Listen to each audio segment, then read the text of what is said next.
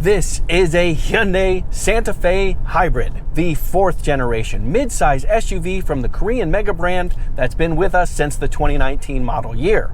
It did, however, receive a major update in 2021, which involved a lot of new powertrains, including this hybrid model. For 2022, it got a plug-in hybrid powertrain, and for 2023, not much changed actually, but Hyundai did tweak the trim levels a little bit and what's offered on them. This particular Santa Fe is a 2022 limited hybrid all-wheel drive painted in Portofino gray. This being a limited makes it the top of 3 trims offered above the blue and SEL premium levels. And that's true for this hybrid and the plug-in hybrid powertrain. However, if you do go with the internal combustion engine Santa Fe, there is the new calligraphy trim, which is like top trim, and also XRT, which is a more rugged looking kind of trim.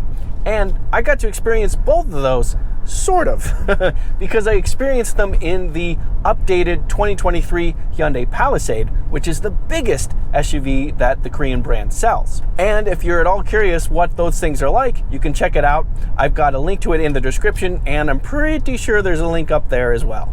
This being a hybrid, it's also the exact same powertrain that's offered in the Tucson hybrid, which is something I also reviewed. And it's actually because I reviewed that I'm in this one right here. I was really curious to see how the exact same powertrain would deal with a larger SUV. Would it still cope with the extra weight and size? My name is Robin Warner, by the way, an experienced engineer and magazine editor, and my 6-year-old son is going to drive this car later, and I'm not at all nervous about it. No, not at all. No. I review all kinds of cars, from a $25,000 Ford Maverick to a $425,000 Rolls-Royce Cullinan.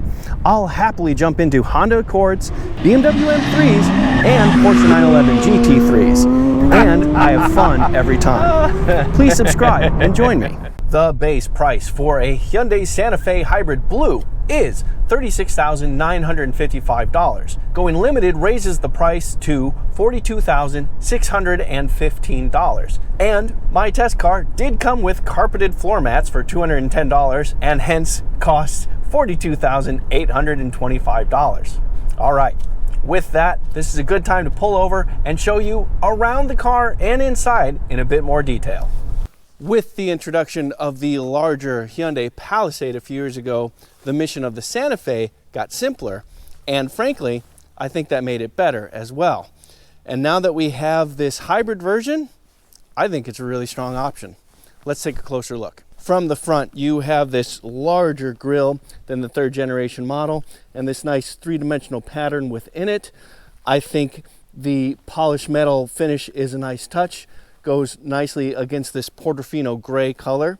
The Hyundai logo is about average size these days, though certainly not small. And one detail I really like are these headlights here. You have these T-shaped daytime running lights right here, turn signals off the side, and the actual headlights are down below. It's a really interesting pattern. And here, let me briefly show you what they look like lit up. Daytime running lights, headlights. Looking at the car in detail, you can see that it's actually not that big. You know, bigger than the Tucson certainly, but a healthy amount smaller than, say, something like the Honda Pilot. I'll go ahead and put the dimensions on the screen right now so you can see those, and I'll let you know that I have a lot more information in the description. A couple of styling details that I do quite like. You get the color matching side view mirror covers right here, and then you have this nice polished metal for the window trim going around here, and a nice, slightly different but finished metal for the roof rails as well. By the way, these add about 1 inch to the height of the SUV if you're curious. Also, this polished metal trim down here is a nice touch. Adds just a smidgen of class to this thing, and it matches nicely with this polished metal part of the door handle, but then that goes right into more body color matching right there. All in all, stylistically, I think they did good things with the details. 19-inch wheels is what you get on the Santa Fe Limited, also on the SEL premium models, but the Santa Fe Blues, the base model and the most fuel efficient, run on 17s. Looking at the car from the back, you know, obviously a similar theme continues. You get more of this polished metal down low for the lower part of the bumper, bit of this darker, almost black right here, part of the lower taillights here, but otherwise it just goes body color. You have rear windshield washer and a roof mounted spoiler, which is becoming so ubiquitous in SUVs these days. But I think it's a nice looking taillight pattern. Kind of got this like arrowhead kind of shape to it right here. And because it's a hybrid, it is all-wheel drive. H-Track and hybrid go hand in hand in the Santa Fe. Also, pet peeve of mine are those fake exhausts. Not here. It is one exhaust tip right down here, and it is nice and hidden and very real. Standard on the Santa Fe is a power lift gate. And of course, there's a number of ways to open that power lift gate. I'm going to go ahead and use the key fob. As you can see, the key fob has plenty of buttons on it. And we're going to talk about a couple more of them in a moment. But for now,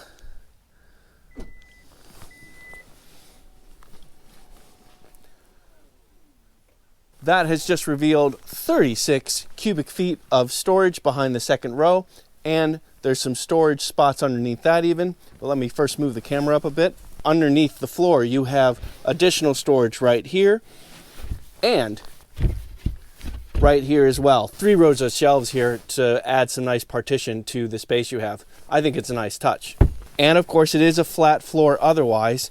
And you do have a couple of tie downs right here, as well as 12-volt power right there. Also, next to that 12-volt power are these 2 buttons right here. Press those. And you have folded second row seats and 72 cubic feet of storage to use as you wish. And as you can imagine, there is plenty of space to put your bike. Let me show you.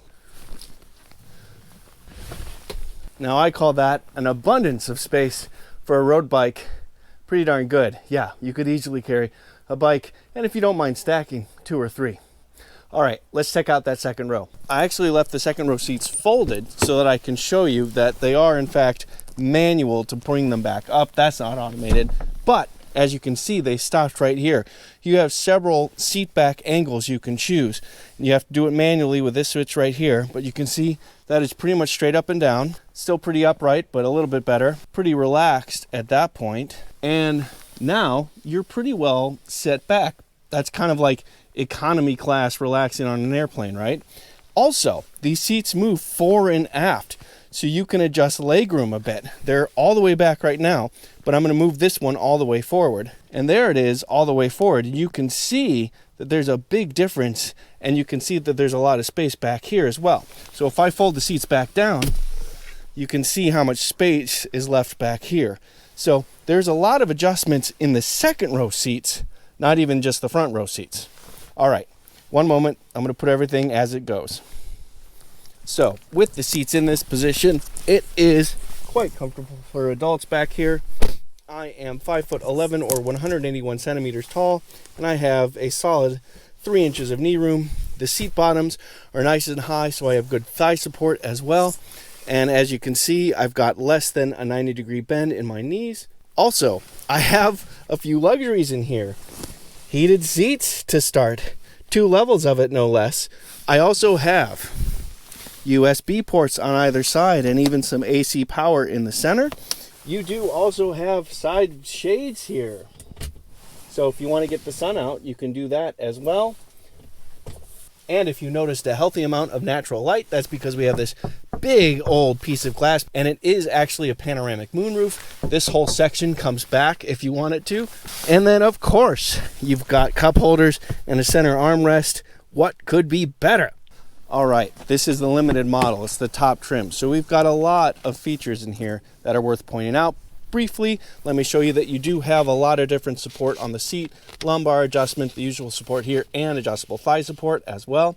And these seats, look at these are pretty healthy bolsters up here and even down low as well. So you have a lot of support built into this seat, and it's a nice leather, nice stitching right here, comfortable headrest, the whole lot. So it is really a nice, comfortable place to be. On the door, you do have the usual controls right here. You do have 2-position seat memory right here. It is tilt and telescoping steering, and is manually adjusted right there. And you do have a few buttons to the left of the steering, including another way to open and close the tailgate and your traction control. Before I hop in, you can see that you have 2 levels of lower center console storage, and the lower does have another 12-volt port down there. Push button start is right here. That is a fully digital 12.3-inch instrument cluster right there, and right next to that is a 10.25-inch center console touchscreen, and that touchscreen actually has a couple of neat little features, which I'll show you in just a second. But first I want to say we have a lot of controls right here, some radio controls. The engine just kicked on.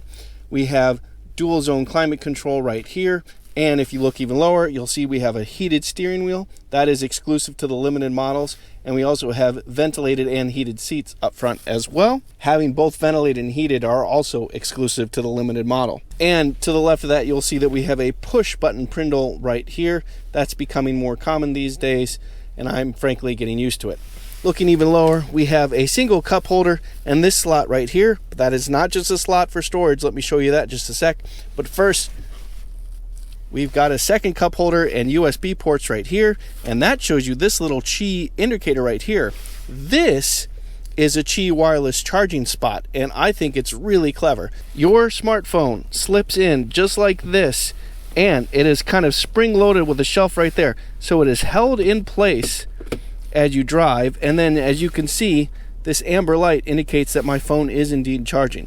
However, I will say that you do have wireless Bluetooth access, but Apple CarPlay and Android Auto are indeed wired. Okay, below that we do have more storage down here, and it is pretty darn deep, and this is removable. Briefly looking up, here is the front view of the panoramic moonroof, and with one press of a button I can close the shade. And I have to say, this is a pretty fast moving privacy panel that closes. There are a couple of things I want to show you about this center console touchscreen. First, it's easy to use, just scrolls like this, and there's 3 pages worth of stuff, and a couple of neat tricks on it. One that I like is passenger talk. So you are talking, and there's a microphone that is picking up what you're saying, and it's also coming through the rear speakers. And I've got another camera back there. Let me briefly turn that one on so you can hear the difference between passenger talk being on and off. Okay, I am talking with passenger talk off. This is me talking with passenger talk off. Okay, passenger talk is on. This is me talking with passenger talk on. In the exact opposite way, you also have quiet mode, and what that does, well, you can just read right there, it lowers the volume for anything other than the front speakers to make it a little bit easier for people to rest back there. Maybe those people are younger than you. And if you like to nerd out like me a little bit, you've got this hybrid mode right here, which gives you a nice little graphic of what's going on between the internal combustion engine, the wheels, the electric motor, and the battery pack. I think that's nice to have that information in an easy to follow display. And something that was introduced not that long ago in Hyundai's and is kind of like caught on, and I certainly don't mind, sounds of nature. My personal favorite. Why not, right? But of course, this is a close second this time of year. Okay, drive modes. We have several drive modes: Eco, Sport, Snow, and Smart. And we also have a way to lock the front and rear axles together a little bit. This is just powertrain stuff, so it's not a huge difference, but you know, for the winter in Michigan, this can be nice to have to make it a little bit easier to modulate the throttle. And if you're in a touch of a hurry, having a quicker reacting transmission and throttle map can be nice. Anyway, usually that's when I get back to the drive, but there's one more thing to show you. So we've got other buttons down here. This one right here, we have a lot of different cameras, and you can see the different camera views I have here. But if I touch this button again and hold it down, that's right, because this is a limited Santa Fe, we have remote parking assist, and I just made it active, which means I can get out of the car and remotely drive it around. Or I could also let my 6-year-old son drive it around. Let me show you that real quick. Let's do it. As I said, it's actually going to be my son that drives the Santa Fe using the remote smart park assist. I'm going to show that to you right now. Now, Harrison, you press this button down here to make the car go forward, this button over here to make the car go backwards. And remember, you have to press them nice and firmly. Okay. All right, and you have to be close to the car. All right, and go. There you go. You're officially driving the car, Harrison. Okay, stop. Nice job. All right, now make it go backwards.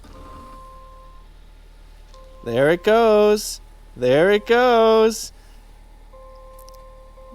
Go back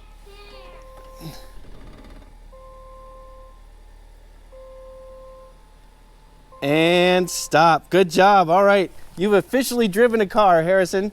How do you feel? Okay. Only okay? Why? Because I wanted to. I just wish you had the car on the steering wheel. What? Wow. Maybe later. No! Oh, okay. Whew. Yeah. All right. Let's get back to the drive. All right. Let's dig into the powertrain. And just as I mentioned earlier, it's the same powertrain as the Tucson hybrid.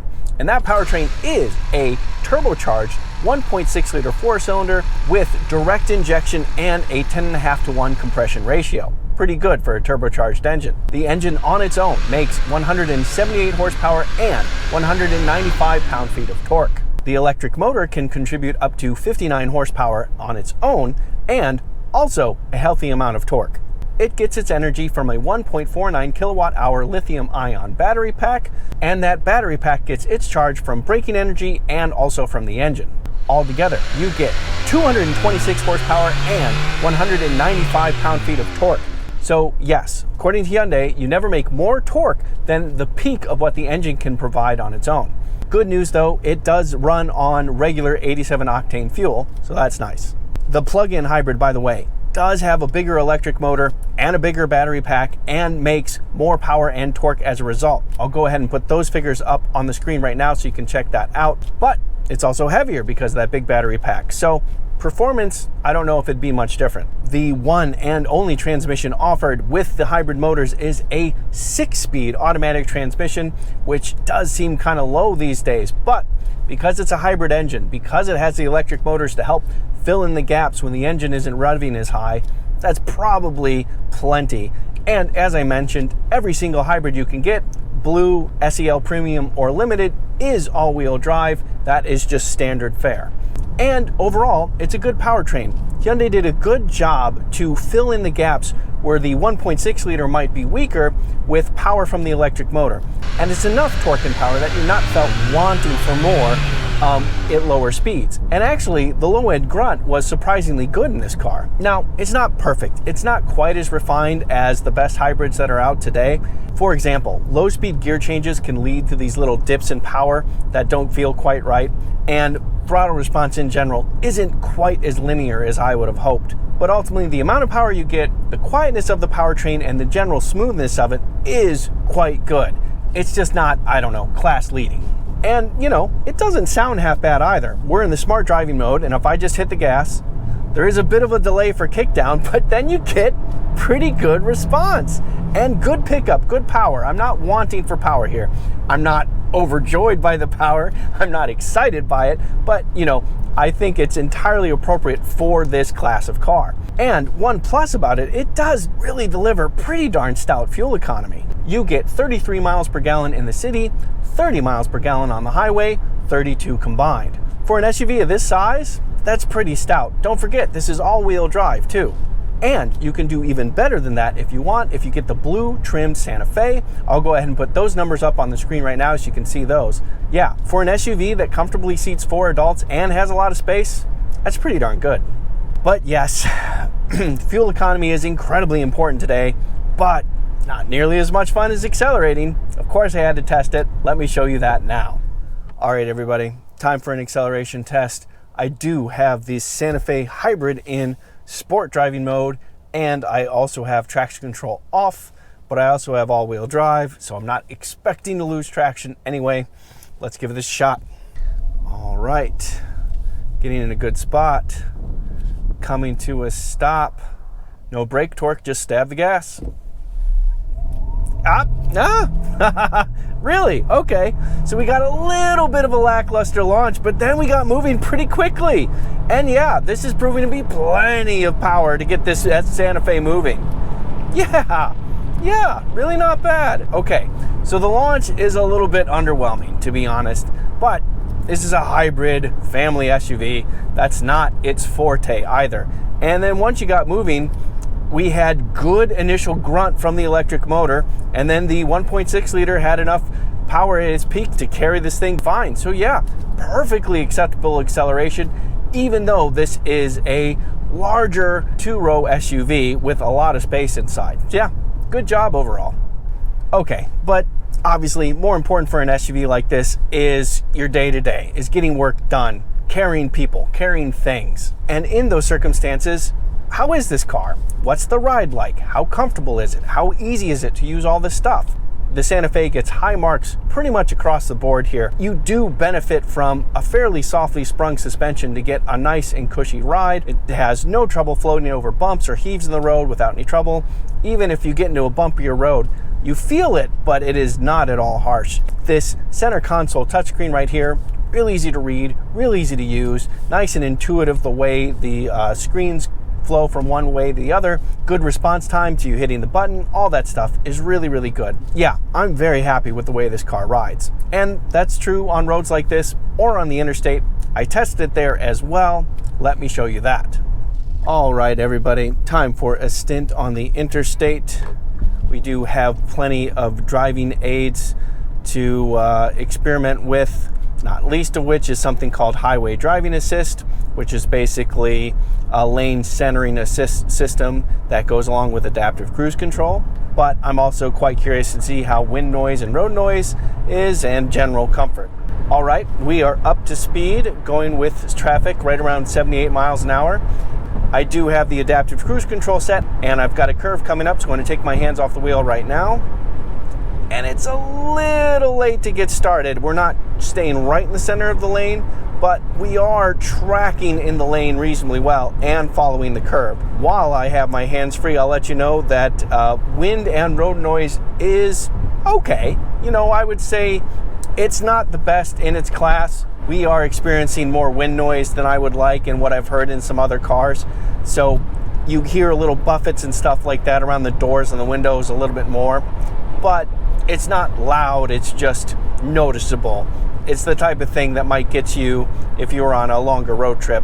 But then again, if you're on a longer road trip, there's a decent chance you are with your family, and there might be a bunch of other noises you hear otherwise. Road noise is totally adequate. It's quite good. And the ride is absolutely pleasant. You know, we're floating over bumps just fine, heaves in the road, all that stuff. None of that is harsh or punishing, so it's a very comfortable ride. The only downside is the wind noise. And again, fuel economy is pretty darn good in this thing. Using a 1.6 liter and only a 6-speed transmission, it's pretty impressive that we can still get 30 miles to the gallon on the interstate. And there are a couple of other neat little tricks that I want to show you. So there's your instrument cluster. As you can see, we are in the smart driving mode right now. But if you want to make a left turn, you get a screen that shows you on the left, that shows you what's going on to the left. And let's say instead you want to make a right turn. There you go. I think that's a great little trick. Overall, I think this would be a great highway cruiser for you and your family. You've got the passenger talk, you've got the quiet mode, heated and cooled seats, heated seats front and back, heated steering wheel.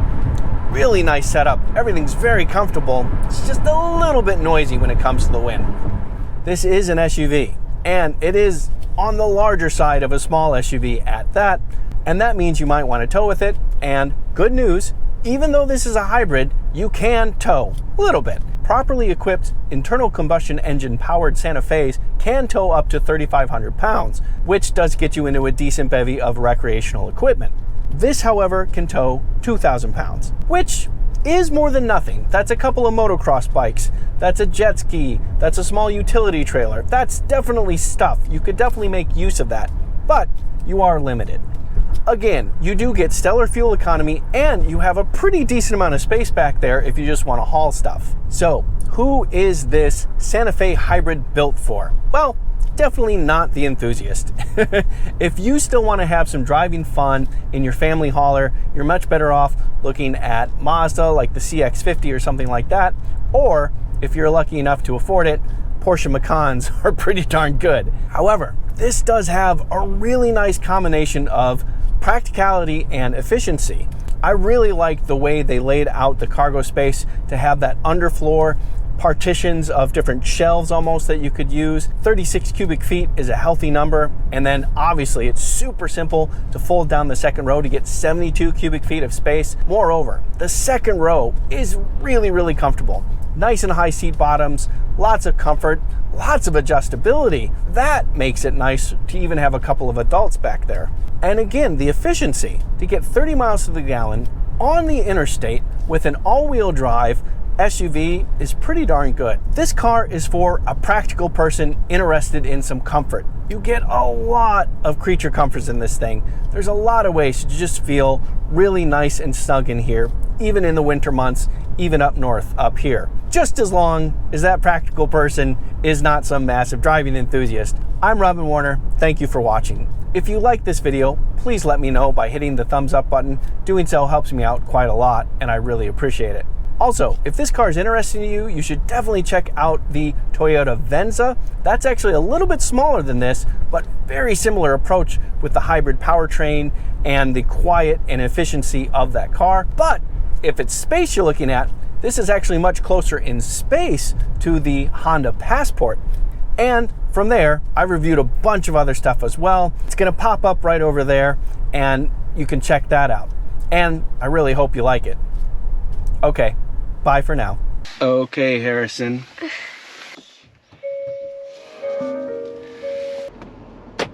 Okay. I don't know how to do this. Let's do this.